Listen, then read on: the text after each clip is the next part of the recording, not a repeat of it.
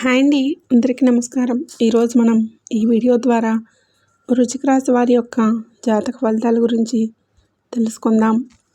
వీరి యొక్క జీవితానికి సంబంధించినటువంటి ప్రధానమైనటువంటి అంశాలు ఏంటి, అదేవిధంగా ఆగస్టు 3 సోమవారం రోజున తెల్లవారితే ఈ శుభవార్త ఆనందంతో ఎగిరిగెంతులేస్తారు. ఈ యొక్క విషయం అసలు ఏంటి, మీరు అంతగా ఎగిరి గెంతులు వేయాల్సినటువంటి సమయం ఏ విధంగా మీ యొక్క జీవితంలోకి రాబోతుంది, అసలు అంతటి శుభవార్త ఏంటి, అదేవిధంగా రేపటి రోజున మీ యొక్క జాతక ఫలితాలు ఏ విధంగా ఉండబోతున్నాయి, ఎంతో పవిత్రమైనటువంటి ఈ రోజున మీకు రాబోయేటటువంటి ఈ యొక్క శుభవార్తలు ఏంటి, ఈ యొక్క సోమవారం రోజున మీరు చేసుకోవలసినటువంటి దేవత ఆరాధన, పాటించవలసినటువంటి పరిహారాలు, విధి విధానాలు, ఇటువంటి పూర్తి అంశాలన్నీ కూడా ఇప్పుడు మనం ఈ వీడియో ద్వారా వివరంగా తెలుసుకునే ప్రయత్నం చేద్దాం. ఈ వీడియోని ఎక్కడ కూడా స్కిప్ చేయకుండా చివరి వరకు చూసేటటువంటి ప్రయత్నం అయితే ఇప్పుడు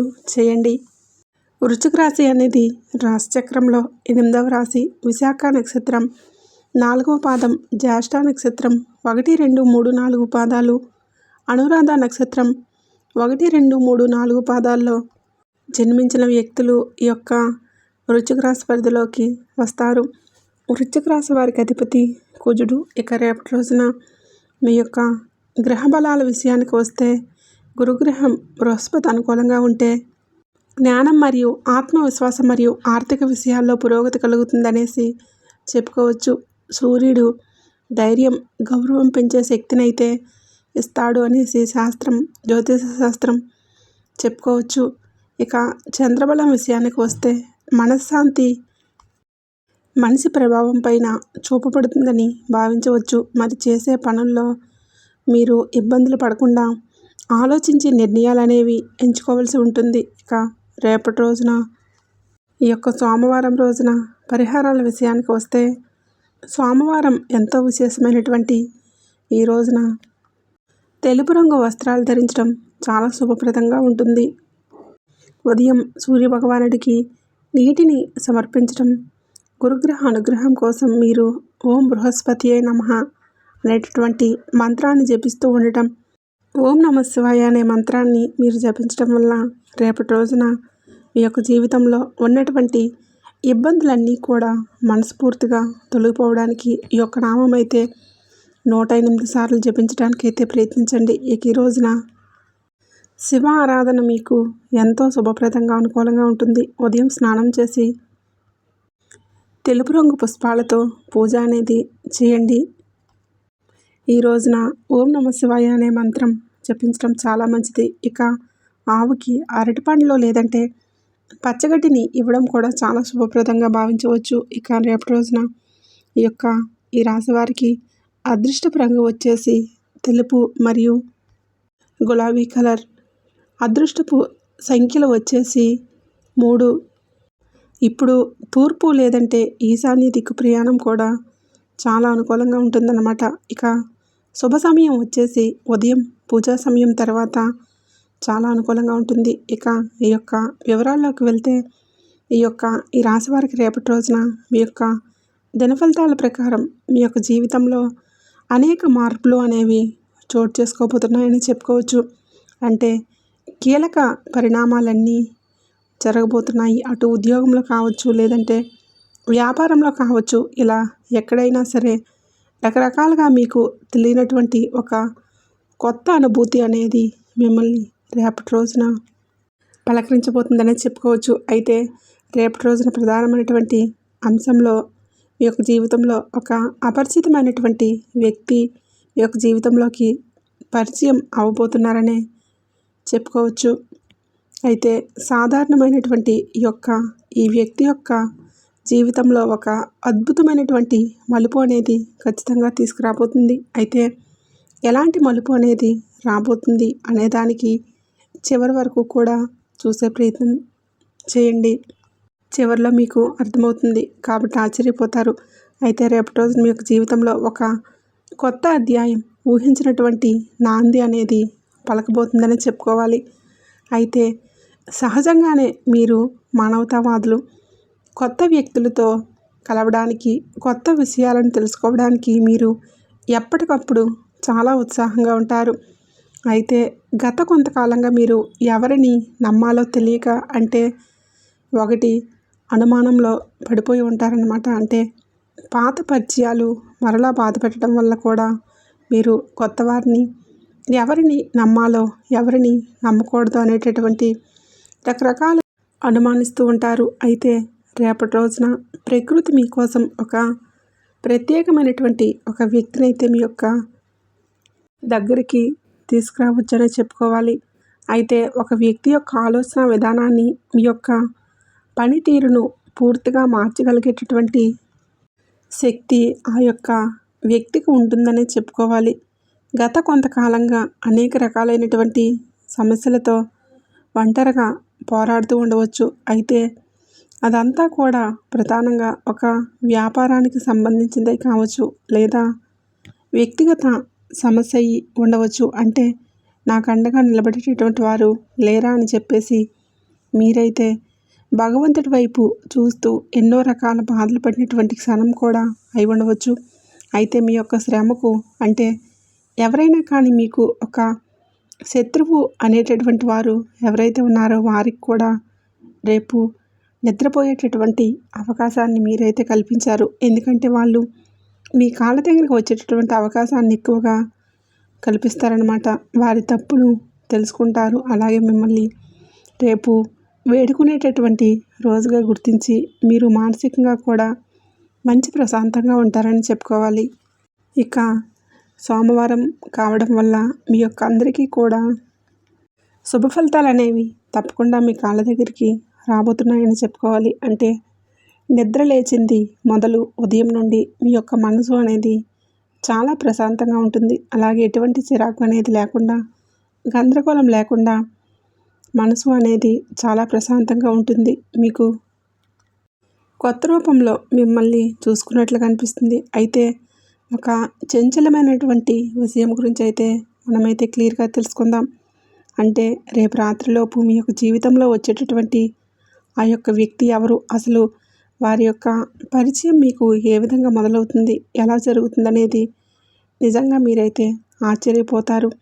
అంటే రేపు రోజున మీకు ఒక ప్రయాణంలో లేదంటే ఏదైనా కానీ సోషల్ మీడియాలో కానీ లేదంటే గత కొంతకాలంగా ఏదైనా మీ యొక్క వేదిక మీ యొక్క పరిచయం అనేది కొత్త వ్యక్తితో ఏర్పడుతుంది. అయితే ఇదంతా కూడా మరి ఆ వ్యక్తి ప్రభావవంతమైనటువంటి మాటలు అలాగే వారు ఇచ్చేటటువంటి సలహాలు మీకు చాలా వినూత్నంగా ఉంటాయని కూడా చెప్పుకోవాలి.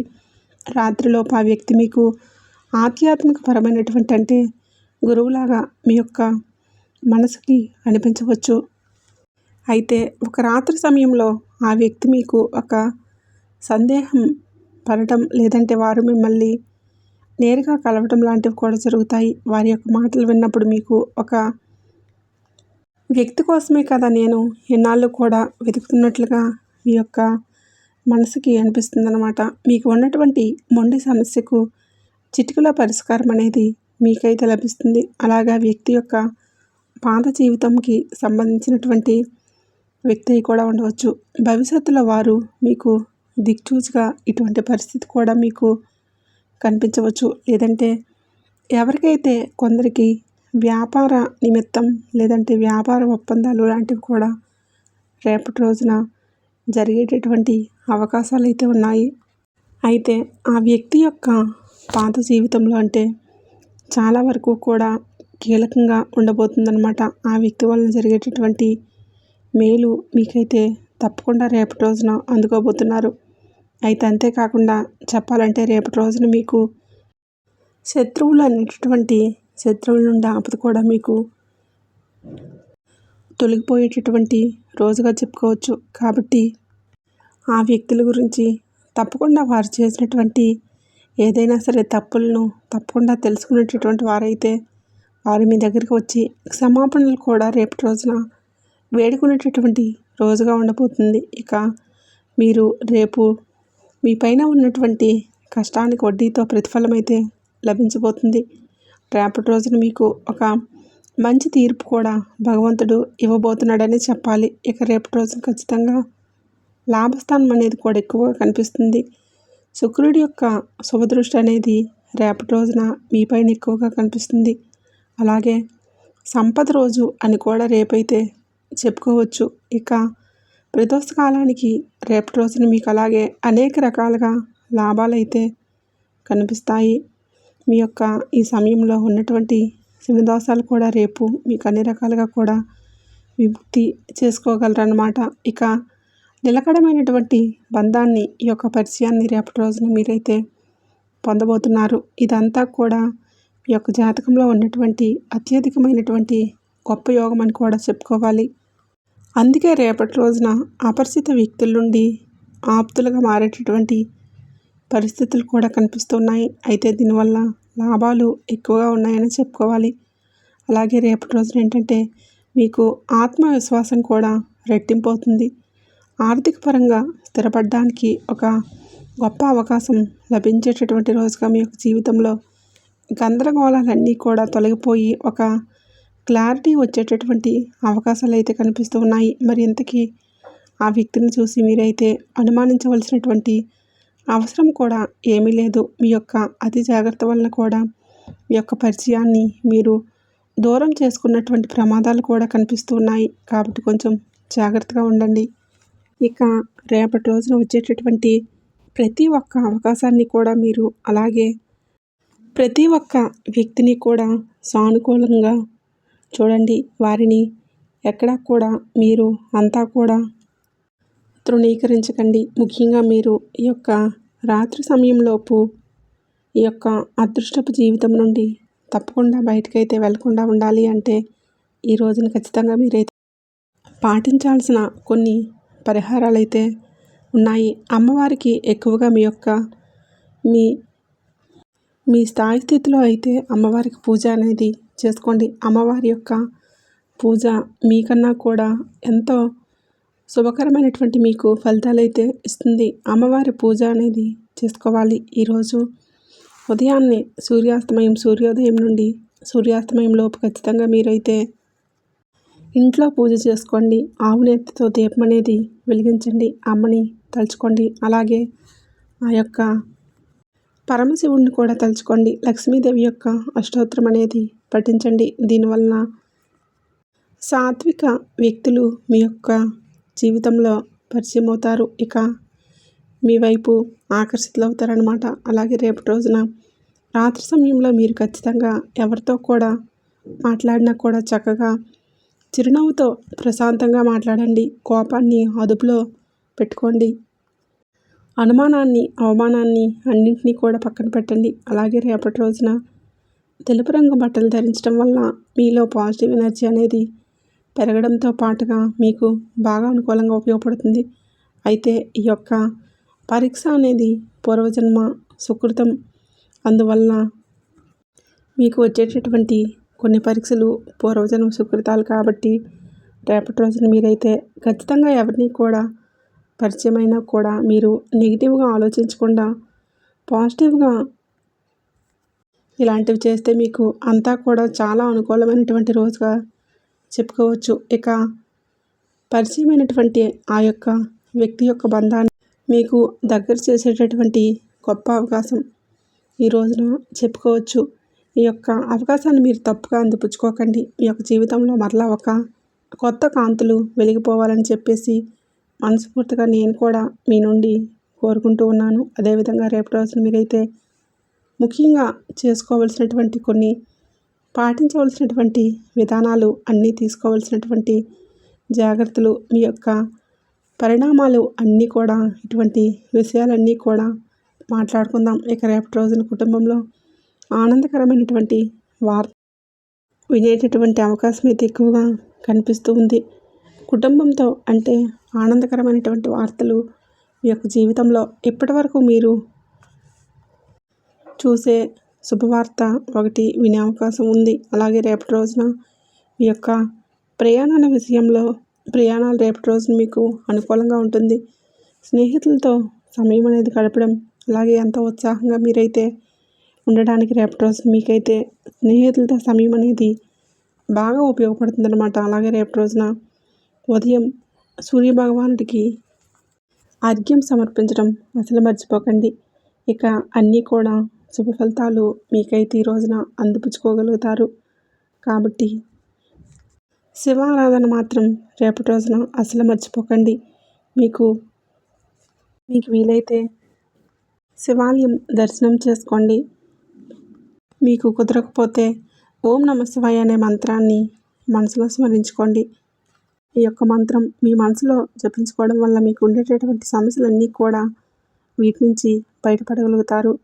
చూసారు కదండి, రేపటి రోజు మీ యొక్క జీవితంలో జరిగేటటువంటి పూర్తి అంశాలన్నీ కూడా ఏ విధంగా ఉండబోతున్నాయో, ఈ యొక్క జీవితం ఏ విధమైనటువంటి ప్రభావితం చేయబోతుందో, ఏ దేవతారాధన మీకు శుభప్రదంగా ఉండబోతుంది, ఏ నియమాలను మీరు పాటించాలి, తీసుకోవలసినటువంటి జాగ్రత్తలు ఏంటి, ఏ విధంగా ఉండబోతుంది అనేవి పూర్తి అంశాలన్నీ కూడా తెలుసుకున్నారు కదా. వీడియో నచ్చినట్లయితే తప్పకుండా లైక్ చేయండి, షేర్ చేయండి. అలాగే మన ఛానల్ని తప్పకుండా సబ్స్క్రైబ్ చేసుకోండి.